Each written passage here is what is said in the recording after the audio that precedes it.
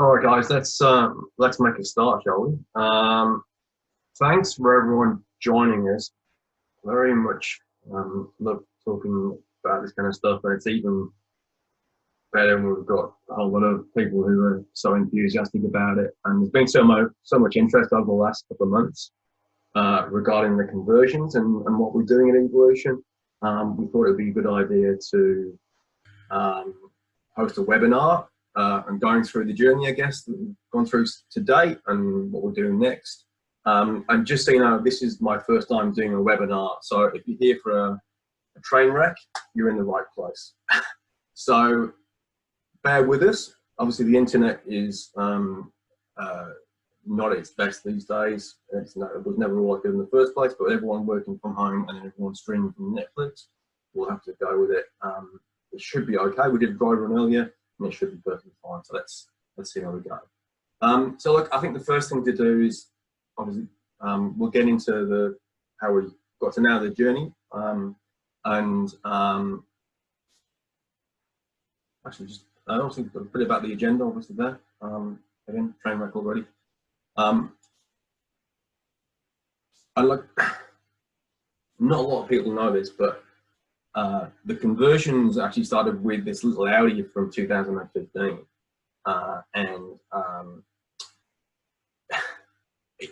it's not only started the conversion side of the business, but it actually started the business as a whole, if I'm perfectly honest. So I started converting this car with a friend of mine called Con, who you'll see in a minute, and I actually started converting it in the corner of in the corner of a storage unit, which I was renting from a friend. And so it was pretty, I think the word is gangster. I'm sure you guys are probably aware of that term. So no hoists, no, very little light, and a Zito power tools. So, but we were determined to obviously to make a difference and get the car converted. The car itself was a fairly high kilometer car, 225,000 k's. The engine was pretty much finished, but the interior and the bodywork was absolutely beautiful, as they all are of this era of Audi. It's a 2001 model, and it being very well looked after. But I'd like to say high k's. The engine was pretty much finished, and I actually picked it up for $1,000, would you believe, registered, and obviously not all that roadworthy, but definitely registered. And I drove around for a little while and understood what faults it had. Which there were a few, got those fixed, and then we embarked on the conversion. And essentially, what we did was we bought what we thought was a kit. It was a kit designed for a Volkswagen Beetle, but it quickly turned out that really it was 50% of the kit in terms of things didn't really fit the vehicle all that well, because obviously it was designed for a Beetle, and whereas connecting the motor up to the gearbox was perfectly fine, the rest of it didn't really work, and there's a whole lot of head scratching and design and fabrication that needed to come out that we really hadn't planned for. But that added to the fun, if I'm perfectly honest, because really it's great when you have challenges and you get the opportunity to fix them. Some people obviously cherish that, and I think most people do, I think, don't they? So anyway, but yeah, that was awesome start of the project. It wasn't easy, and there were challenges, and that's what made us go there every weekend to get on and get this thing converted. Yeah, no, it was a really great experience. And look, it took around 3 months all up. And that's the short story. It actually took closer to 9 months, because it was 3 months, and then we drove it around, like 20,000 k's in it, and with the battery pack and the design and all that kind of stuff. And then we realised that there's a few things needed to be changed, and we needed to move some of the components and on all of this kind of stuff. But this car is stood the test of time. It's about 3 or 4 years since we converted it. I've done about 25,000 k's in it. It's actually in the shop now. We drive it as the runabout and the pool car and all that kind of thing. And yeah, it's awesome little thing. But the important, well, I guess the shock for me was that the massive learning curve it took to actually convert, because obviously myself, I'm from an IT background, not really into hadn't really done much fabrication or high voltage work or anything like that. And we basically had to learn all these skills from scratch to basically make it happen. And I guess what was also, I guess, interesting was, you know, the end result was far better than I could have imagined. It really lifted the car, and anyone who drives it goes, wow, that is really cool. It is cool, goes really well, and we feel like we've saved, you know, under the car from being scrapped and going into landfill or really melted down or whatever happens to these things. So yeah, really, really happy with that. But out of all of this, what is really interesting, I think, is that it probably cost more money than I anticipated, and it took longer as well. And I guess one of the interesting things is that my wife was concerned it was costing too much to convert, and she was absolutely right. And I then decided I would sell a couple of EV chargers on the side to an eBay store, and that's what I did, and that's how Evolution started, actually. So this is actually the genesis for Evolution, and which I think, and so that means that essentially Evolution was a completely accidental in terms of its foundation, which sounds like a great story for a movie, but it doesn't all sound great when you talk to investors, obviously. So anyway, we'll move on, but that's essentially it, and it's an awesome car. And if you're ever in Melbourne, I'm happy to have you show anyone around it. We're extremely proud of the vehicle, and everyone loves driving it. So just a bit about the team. So these are the core team members with Evolution at the moment. So we've got Con. He's my mate who worked on the original Audi, and he's one of the best electronic engineers and cabling guys I've ever met. He's like Picasso with cables and signal wiring and diagnostics and all that kind of stuff. Darren, mechanical engineer. He's wearing a tie there because we had him in for a photo op, and he decided that every photo needs a tie, and that's not how he usually looks, I'll just be honest with you, but we got shit for that, that's for sure, that day. Felix, master fabricator and creative brain, and he's helped us immensely in terms of placement of the components within the vehicle, and getting the weight right and getting all the engineering right within the vehicle. And lastly, but certainly not leastly, Julian, who's our master mechanic on the team. And obviously there's things that the 3-4 of us, you know, as much as we're petrol heads or gear heads or electric heads or what you want to call them, we don't know enough as a professional mechanic, and Julian helps us immensely to make all that happen. Yeah, so we're very proud to have him on my team. The other thing you'll notice out of all of this, and I'm from an IT computer engineering, you know, coding background as well, what you'll notice is there's an ensemble of skills here, and that's essentially what you need to bring a car together to convert it to electric. And we're very fortunate to have these guys on the team who are such skilled and obviously have a fairly good sense of humour to work with. Well, someone like me, obviously. So yeah, that's the thing. So let's talk about Jaunt. So that's Juniper, that's their first vehicle. And they came to us around 2 years ago. And I'm sure you've heard all about Dave Budge and Martin, who are the founders of Jaunt, and it's an awesome concept. And Dave has awesome hair, incredibly jealous of that. And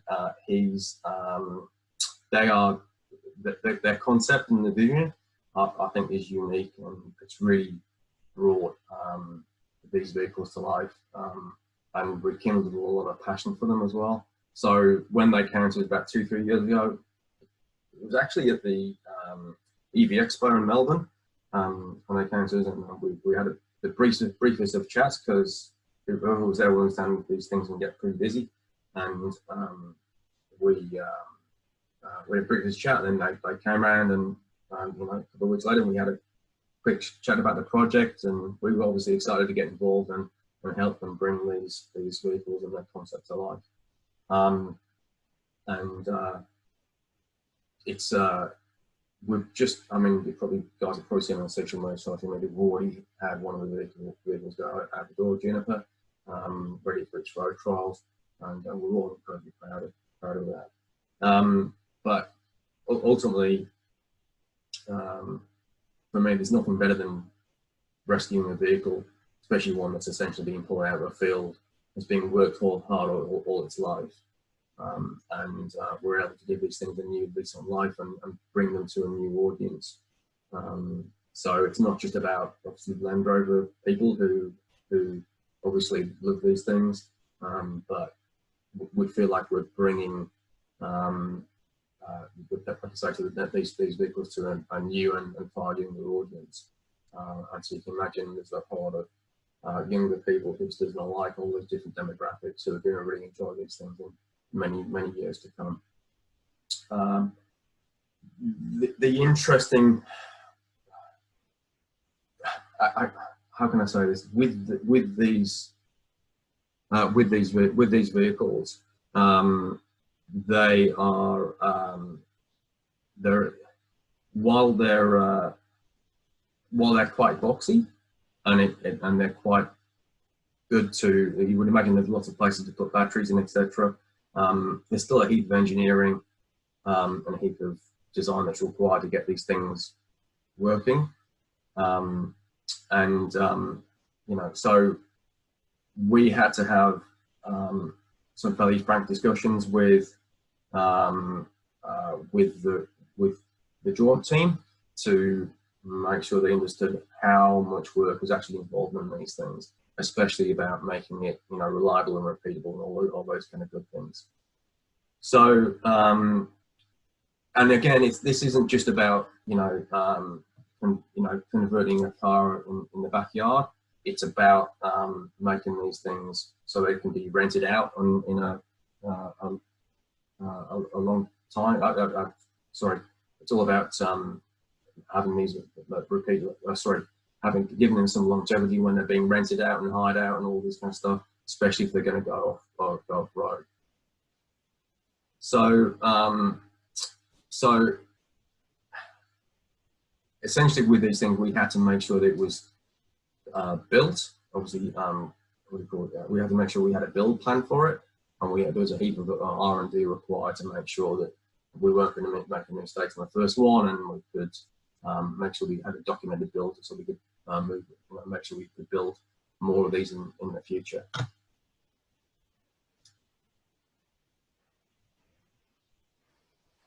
So look, I think the other thing to mention is that there is a number of these vehicles going to come through evolution. We're going to Juniper is the first build. We've also got another blue vehicle called Mountain Ridge, which is in the shop at the moment, and there's a number more coming through. So we end up being more like a production line than a backyard conversion, and you know, ultimately we have to make sure that we keep to the build plan and make sure that we don't have any they're consistent all the way through. Look, and the other thing, just on the new slide as well, we're at pains to make sure that we're keeping the classic feel, but without any of the unreliability, and also making sure that the thing has character to drive, and this thing has got it in spades. It drives like nothing else at the moment that I've experienced. It has the whine of a gearbox when you drive through. You actually hear it, so it's got it feels sounds a bit like a cut gearbox. If you guys, anyone knows what that is, so it has a really nice feel to it. It drives very well on the road because it's had a ground up restoration thanks to David and Martina Jaunt. So it's probably the tightest Land Rover I've ever driven, that's for sure. And I think it's the best blend of both electric and electric drive and classic shape. So we have obviously we have all the original features of the vehicle, some modern tweaks such as USB and Bluetooth and all this kind of stuff, and self-canceling indicators, which is I don't think the vehicle had originally. And, but it has still all the classic cues are still there, and a lot of people say it's very much it has all the original character and features except for the dripping oil, which is just an awesome thing and means it'll be reliable. That's the other thing, I guess, really from a rental perspective, which is what these all vehicles are going to be. You want them to be reliable. And we all know if we're driving electric vehicles at the moment, that we know how reliable they can be and how much of a relief it can be that you don't have to worry about what's going to break into the bonnet. And having a rental fleet, that's no different. And it's obviously typically squared when it comes to that kind of stuff.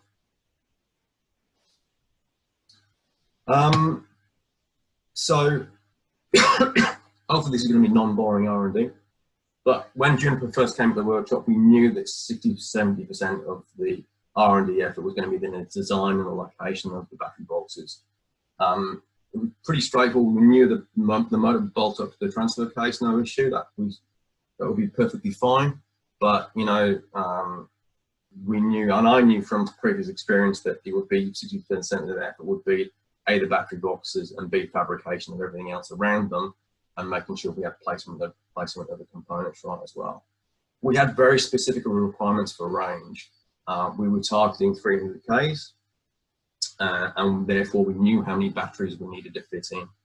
And we also knew it needed to be robust, obviously, for going off-road and potentially being abused by drivers who may not cherish the vehicle as much as you and I might treasure our own. So we had fortunately, and those in any kind of IT business or any other business worth of salt will understand the requirements is very much a key thing here. So from that we knew how many battery boxes, how many batteries, and we knew obviously from previous experience what ADR rules we needed to meet, but at the same time we didn't want to make it obvious or give away that the thing was electric from any amount of distance. And yeah, so we think we know we've achieved this. And look, you can see here, here's a proper picture from the early days. And the way we've got this set up, we've got a battery box at the front, battery boxes at the sides, the right and left, and a battery box at the rear as well. And just to make the point, these battery boxes were in and out multiple times over the course of many months while we trial fitted, put batteries in, took batteries out, routed cables, and all of this kind of stuff. So it was pretty full on, but we knew this one was going to take the longest to do, and we needed to make sure that we had it right before it went out on the road. And obviously, just a little bit about the conversion, obviously, in terms of what we removed. The ICE, obviously, fuel tank system, exhaust system, radiator cooling system, and anything else that made noise and smoke, and then we refitted all this stuff over here, obviously. Look, and just a bit on the batteries as well, I guess, really. So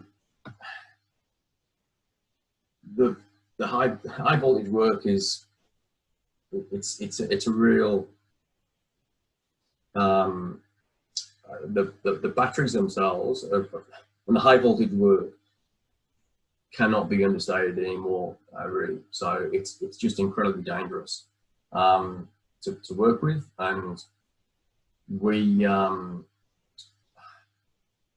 had to make sure we had, as per the previous picture, we had a fair few interns through the organisation, which has been awesome, and we're really proud of the fact that we were able to give back to the community and the guys, and it's just one group that came through, and we're very, very proud of the fact that we gave back to the guys, and they helped us as well, which is awesome. But what we had to be really careful of is the high voltage were just incredibly dangerous.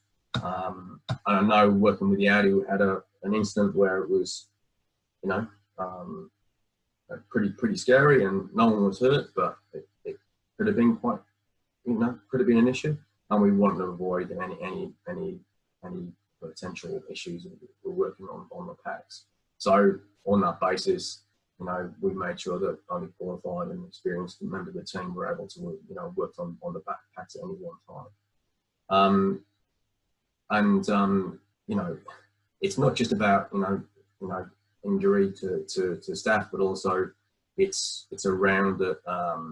It's the fact that one mistake can obviously damage something pretty expensive, and obviously set the project back pretty bad as well. So it is, you know, treating like a stick of dynamite is not dramatizing it at all. It's actually pretty serious, and I think that's where a lot of people, when they come to me, work with these things, and you're probably aware of, you know, obviously power wall builds and all this kind of stuff, where, you know, as you're building the packs, the more batteries you put together, the voltage gets higher and higher and higher, and the risk of making a mistake, silly or otherwise, is it obviously increases with every connection. So we're always, you know, careful about how we work with this. And as an example, I'm going to put my hand up and made a mistake. I plugged in a BMS system in the wrong way around, worth about $1,000, and it basically went pop, and that was it. So it's $1,000 of equipment just like that. I had no one to blame except myself. So that's just how it goes sometimes.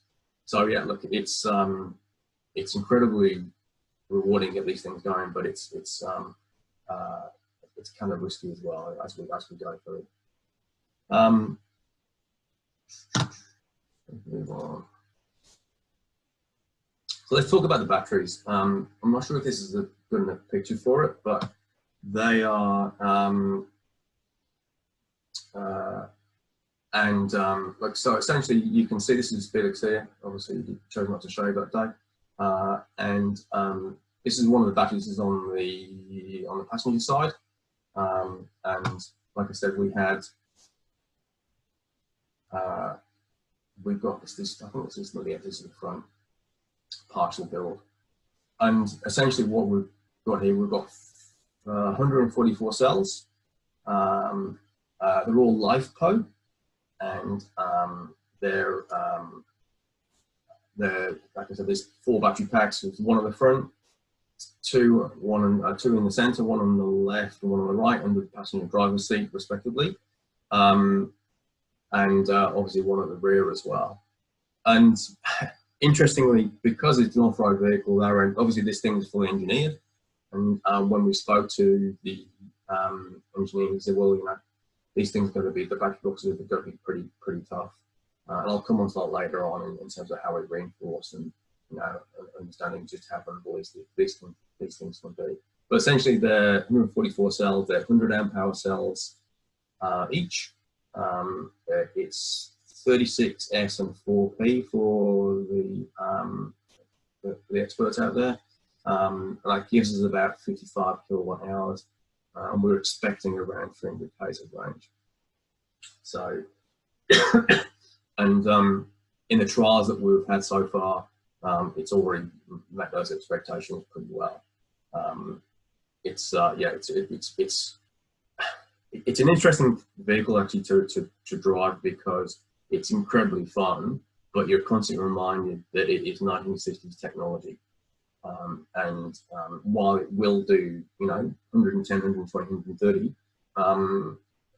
it's debatable whether anyone in their right mind would think that's the right thing to do on any road. And what we find is that around 80 k's is the kind of the sweet spot for the chassis and the build and all that kind of stuff. And I think what's more interesting is that the motor, some people have asked me actually, is the motor going to be powerful enough? And well, is it? Absolutely. And in fact, we've had to turn down the torque to 60% of maximum because it's simply too quick off the line. And it's still quick at 60%, lots and lots of power, lots of torque off the line. But you really don't want to be pulling away too quickly on this thing. And obviously the top speed it's kind of self-limiting because obviously you don't want to be doing over that kind of speed, you know, over 110, that kind of thing, because it doesn't feel right. And that's no disservice to the designers of the original vehicle. It's obviously designed for off-road, not for motorway carbon, basically. So, but coming back to the battery boxes, I think what's interesting is that, like I said before, people think that these things are going to be lots and lots of space for the batteries. And also, some commentators were asking why we weren't using Tesla cells. And that's a really good question. The Tesla cells have larger density, but it's actually quite difficult to squeeze the batteries in, mount the batteries while still protecting them and getting the range that we want. Like I said, I'll cover this later on, but we needed to protect the battery boxes from, you know, multiple impacts, you know, to 20G, and also, you know, making sure we had we were heavily constrained in terms of where we could place them. So you've got obviously a battery box here. We could have put a number of cells, Tesla cells here, but we actually wouldn't have been able to get any down on the sides, and we wouldn't have been able to get any at the rear. And that might not make any sense, and I'm sure the someone is saying, surely you could have done, but we simply couldn't. The side boxes, they were incredibly vulnerable to impact, and we couldn't have built around the boxes. And then also the rear, the suspension has an articulation, which means they could have been impacted too. So look, we really think we've got the right solution, and also for customers who want to come later, we can literally have this thing. You know, we can build it with one box at the front, or 3 boxes, or 4 boxes, and you know, and away we go. And so if the customer comes to say, "Oh, I only want to do 50k or 100k," then we can just do 1 box, and then when they feel the need to go further or the budget allowed, then we can actually retrofit and do that too. So, and the other thing around the Tesla cells, those who are watching, the prices do fluctuate. And with John and with projects like this, you know, companies need certainty in terms of how much these things are going to cost. And if Evolution are quoting a company like John, well, it's going to be X amount for the cells, and then obviously the dollar takes a dive, or, you know, we have a global pandemic, then obviously the pricing kind of changes significantly. So with the cells that we're using, we've got consistent pricing. We can usually get them locally, and you know, it's a like I said, it meets all the requirements of range and you know, availability, and you know, our ability to protect them in the box that we've got there as well.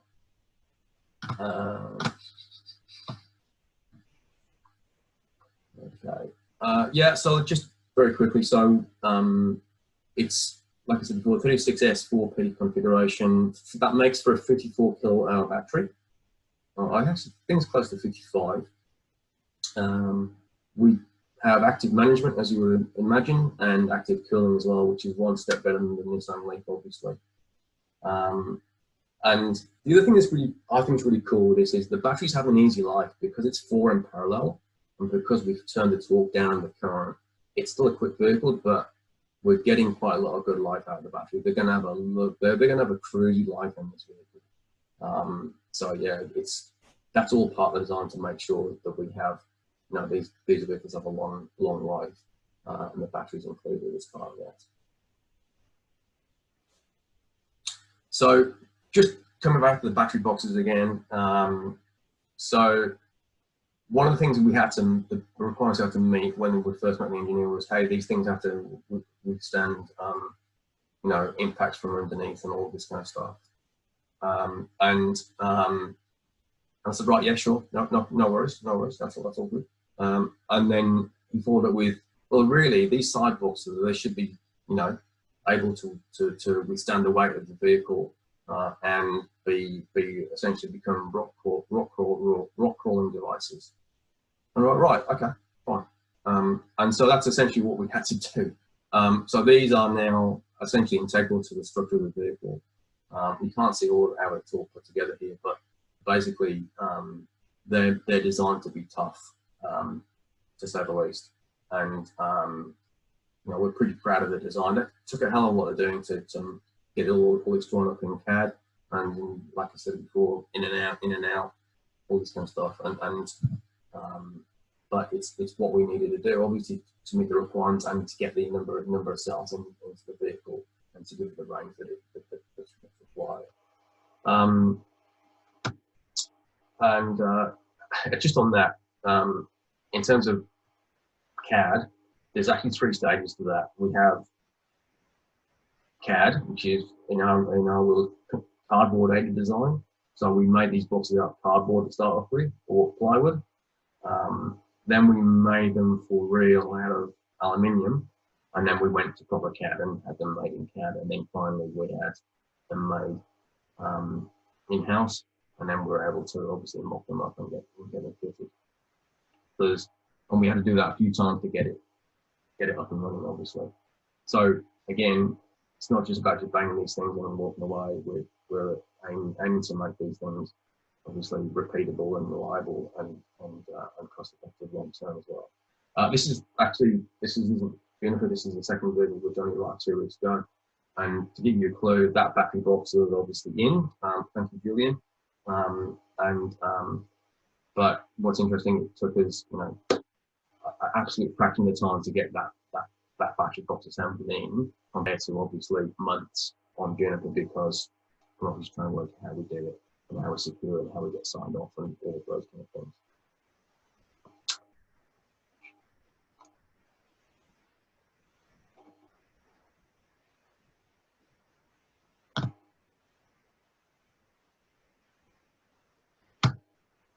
Okay, everyone with me still?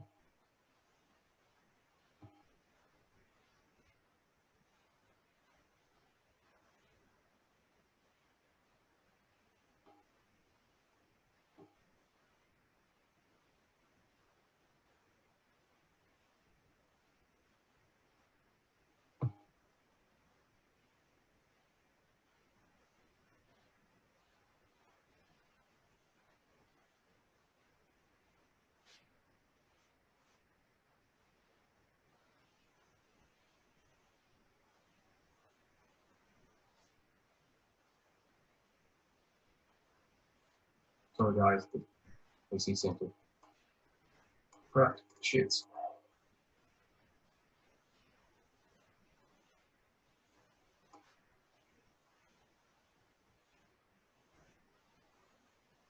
And look, ultimately, what we end up with is essentially a vehicle with no range anxiety. It's designed for, you know, day-long cruising. As it says there, 80k is kind of like the sweet spot for driving the vehicle, which is perfectly cool. And then obviously we've already been off road with it, and it's been awesome, really. Just a little bit for those who are considering doing it yourself.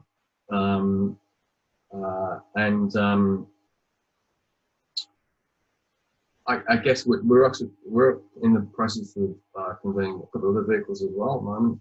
There's a clue on the screen. Look, we get calls every day from people wanting to understand how whether they should convert their car and can we give them a quote and all that kind of stuff. And best advice I can tell you is, well, first of all, the vehicle choice is important. If you're trying to convert a high-end IXL, it's probably not going to be worth doing. So that should be pretty obvious to most people. You know, it's be realistic about your range. Be realistic about the cost. There's going to be be realistic about the cost of the vehicle. You know, batteries themselves are inherently expensive, you know, it's just it's got to be something you actually want to drive. In most cases, if you pick the right vehicle, it's going to increase the appeal of the car. So, for example, obviously Land Rover is a really good example. Obviously, Volkswagen Combi is a really good example too, and obviously G-Wagon too. Obviously, you create those, convert those type of vehicles where they're already attractive to start off with, and they may have a bit of a ropey kind of if it's a ropey drivetrain like bizarrely the G-Wagon has, it's pretty sloppy and pretty slow. And you put an electric drivetrain into that, then you know you're obviously going to make something up a whole lot better. I guess the other thing is, if you're doing it yourself, don't underestimate the effort and skills required. Like I said before, you know, you can't, especially around the BMS, battery management system, and the battery boxes. Like I said, be realistic about your budget. Be prepared to learn. That's a good thing too. Look out for kits. Yes, I know there's a demand for kits, and we're working on that. And be prepared for certain tasks to take far longer than you thought. And ideally organise a good sized workspace, unlike what we didn't do, basically. So yeah, and look, I think what's always nice, being a hobby for a month than I am, it's always nice to rescue a vehicle that was going to end up being potentially, you know, crushed or going inside or whatever. So I think that's really important too, certainly from my perspective as well. And that's actually on my bucket list, was to rescue a car that was about to be scrapped and bring it back to life. And it looks like we're going to do that for a lot, on a number of occasions. Look, and I think just before we, yeah, look, obviously repeatable equals doable as well. Yeah. Sorry, I should have moved the slides on. Sorry, guys. So look, let's talk about costs, which is obviously important. So look, and specifications as well. So the Land Rovers, they have the electric version, 155 Newton meters of torque, 55 kilowatt hours of battery capacity, 65 kilowatts of power, which, you know, doesn't sound like a lot, but the torque really makes up for it. And the torque is obviously far more than what the Foresight had in originally. I think it also has a, you know, obviously regenerative braking thanks to the AC induction motor. 7 kilowatt charger at the moment, AC only at the moment. We're working on that. So bring DC, which is in the next vehicle. The cost of the batteries are around only around 25k. It gives you a clue of the cost. That's obviously about 300 kilometers of range. We can obviously bring that down to suit budget and requirements. And obviously R&D and labour on top of that, as required. And obviously time for conversion in this particular case is around 6 months. But like I said earlier, the conversion will take a lot less than that. Sorry, the second one and third one will take a lot less than that. We'll get better and better as we go. And this is obviously the blue one, which is the next vehicle. Again, some very similar figures, obviously. But the important thing is here, we'll end up with 50 kilowatts DC fast charging, and the schedule will come right down to around 12 weeks. And then obviously the third, fourth and fifth will be even quicker again, as we make improvements on production time and efficiencies and all of that kind of stuff. Cool. that's it. I don't want to take up any more evening, guys. I'll just many thanks for your time. I'd love to answer some of your questions if it's all possible.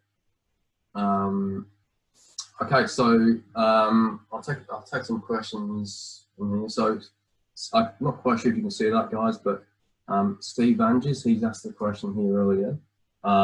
Given the range parameter you're working with, did the conversion to EV materially change the weight or storage space in the vehicle?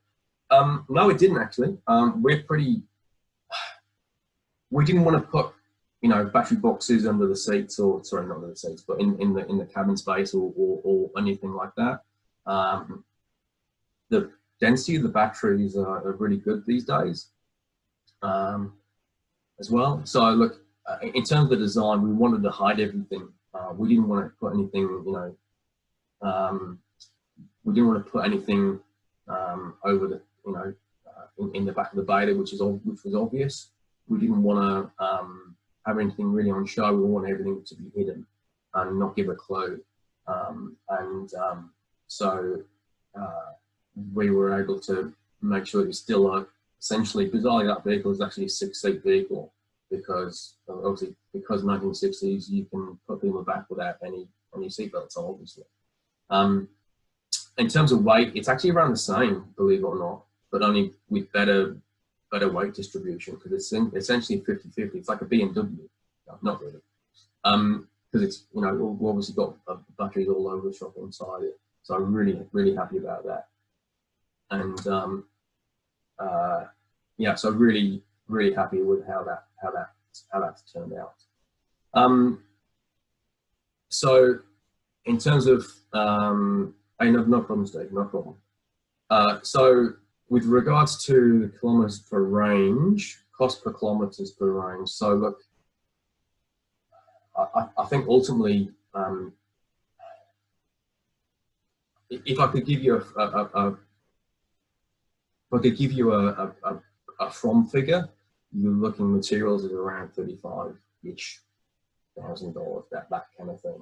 So just to give you a clue, so like all the materials just without the batteries at around 15K, and then on top of that you're talking obviously the batteries, and you will need help, there's no doubt about it, you be it from friends or paid labor, what it's going to be. You can't, I know some people do it on their own, but you can't expect to have all the skills all the time to get this thing across the line as well.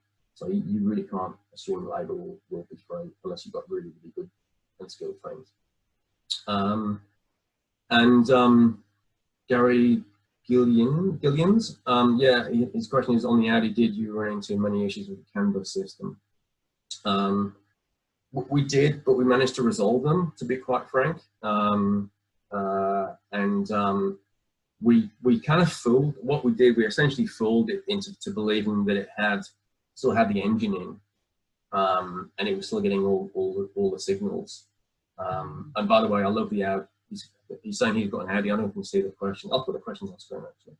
Audi A8 D3. I love that car. I absolutely adore it. You know, there's a trick to intercepting the canvas, and you can obviously, it is possible. Long story short, we did come in, run into issues, but essentially the trick is to make it believe that it's still got an engine, and the Audi is, and that's what we did with the Audi. Essentially, you turn the key, and it goes through all the self checks. And it truly believes it's still got an engine in there. No error messages, no nothing, no canvas errors, what have you. So it might be a bit harder with your car, but it's definitely all feasible and possible.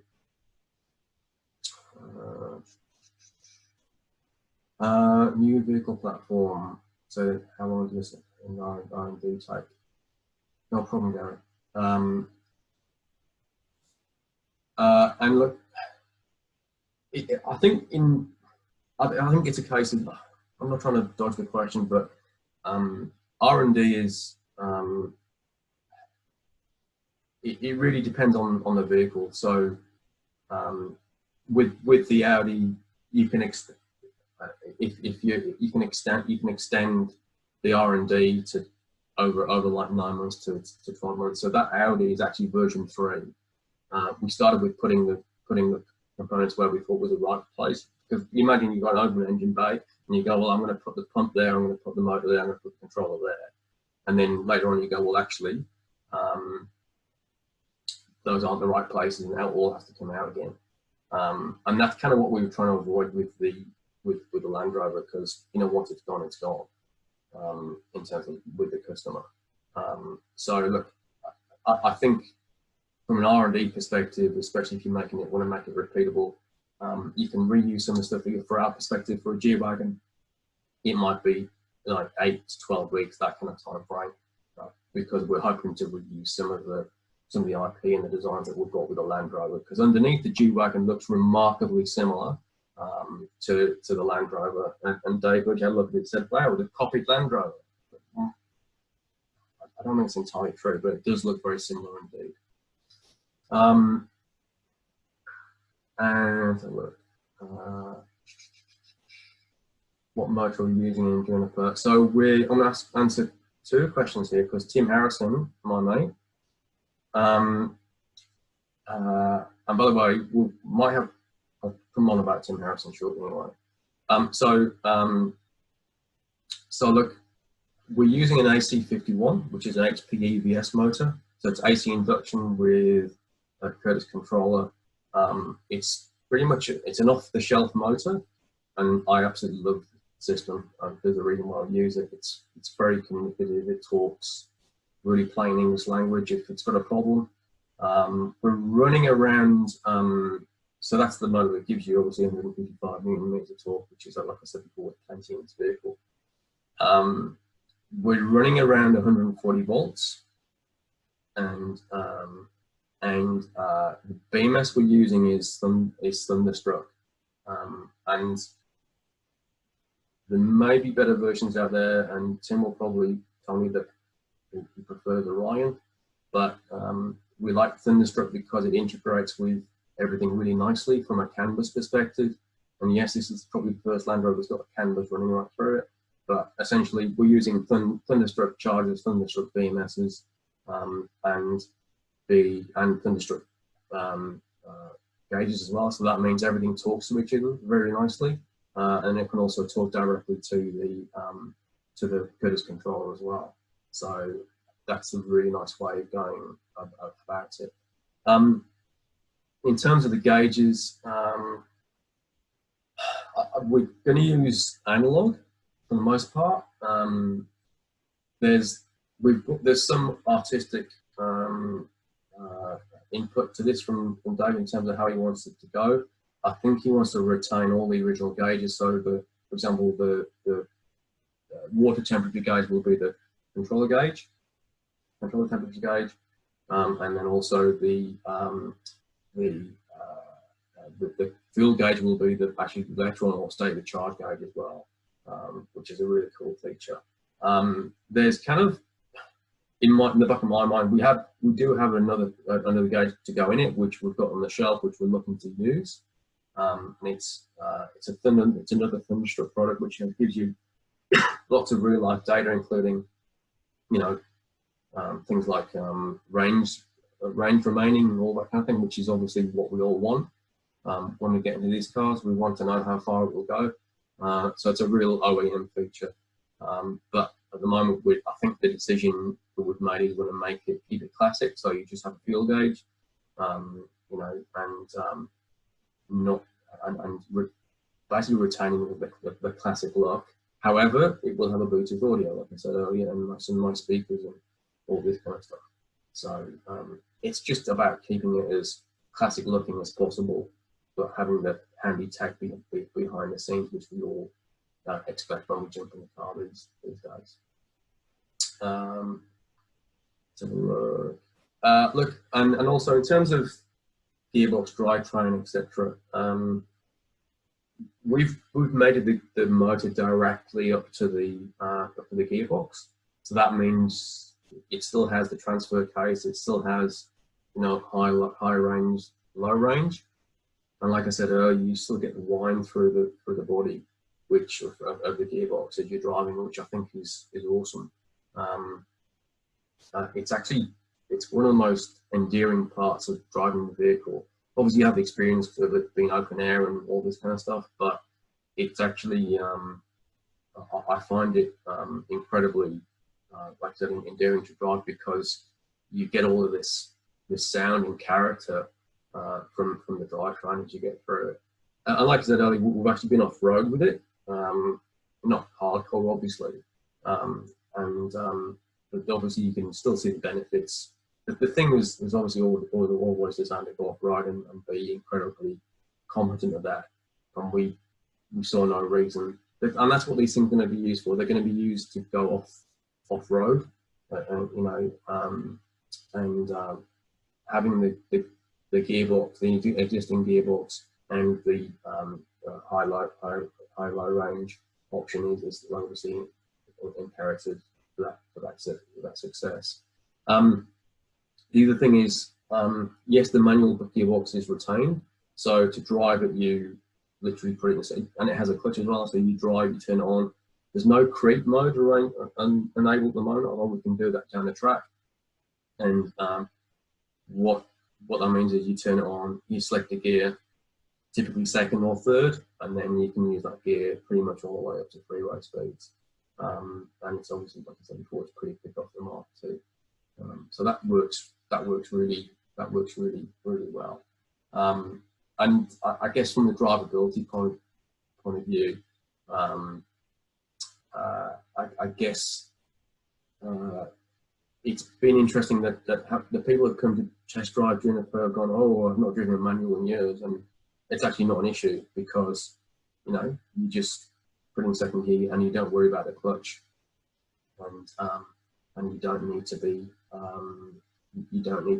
worry about double declutching or any of that.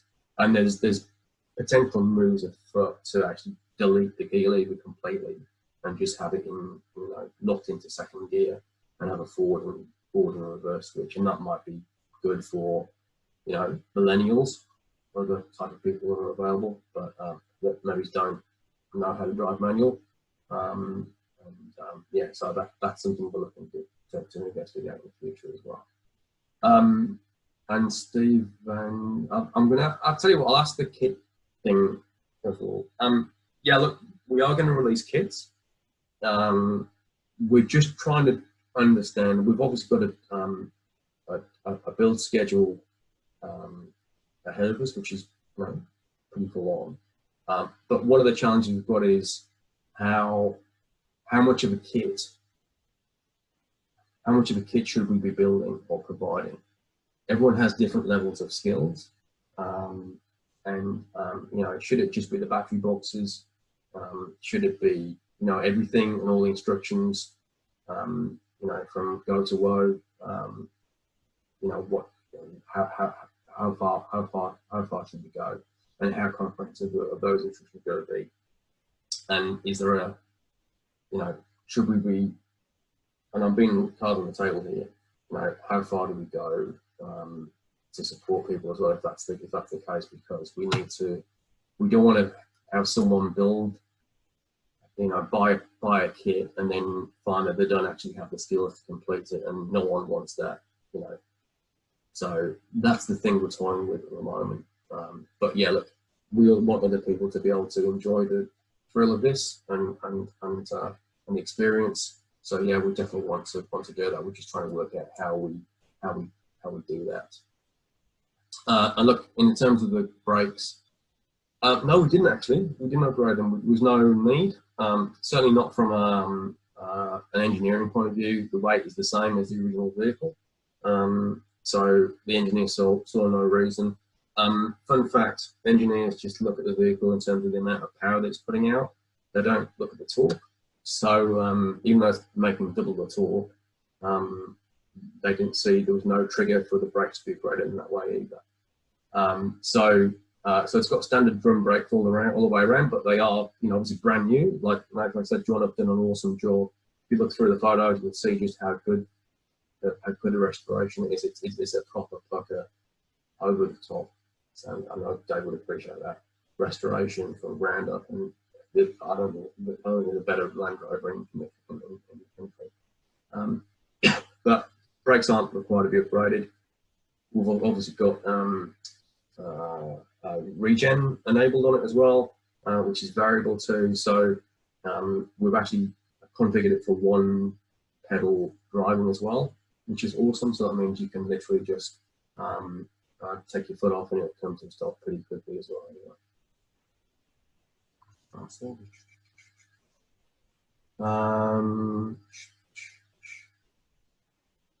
And Anthony Gregor, yeah, we are absolutely. So, are we planning to offer a commission service where customer supplies the base vehicle for conversion? Absolutely, yeah, no issue at all. So, what I suggest you do is jump on the website, send us an inquiry, Anthony, and we'll be more than happy to help you with that.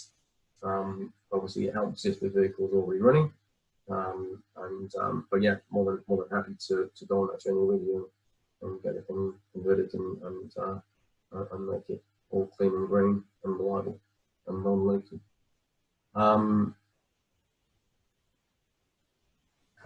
Sean Fielding, how's your gear change with no audio? Yeah, no, that's interesting actually. That's I think I know what you mean by that. So if there's ultimately what I think what Sean's asking is what's the point when you need to change gear? Look, in the Audi, you really didn't need to because the gearbox was good. We had it spinning up to 10,000 RPM and we're up to freeway speeds, no problem. We just put it in second gear and leave it there and job done. With the Land Rover, its gearbox is really not designed to be running at those kind of speeds. And when it comes to changing gear, the gearbox definitely lets you know there is definitely an audio cue. It's not completely silent, and there's a couple of videos I'll send. You can have a look. You go onto our YouTube page. There's a couple of videos of the thing running, and you'll hear it. There's a pronounced gearbox whine that you can hear, and yeah, it does tell you when you're getting up to a certain speed. It tells you, okay, now you need to change up. So yeah, it's actually, like I said, it's pretty. It's pretty good. So Robert Pepper, can you repeat the question? It seems like you're getting on private message. No, if you can you see on the screen? What I'll do is I can type the answers to all these, and then we can respond. I'll send all these out. I'll send all these out afterwards. Yeah, go in Q&A. You should see them all there.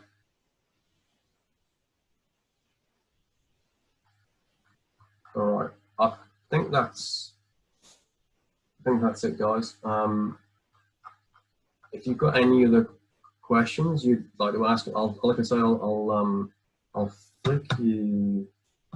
I'll flick you some links after the meeting, and also this will be available as a download as well, which you'll be able to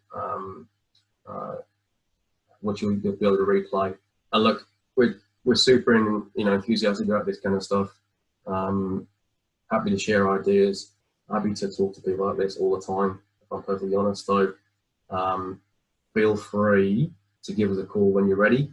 And look, if we can help you with your project, help you with components, all that kind of thing, give us a call and we'll make it all happen.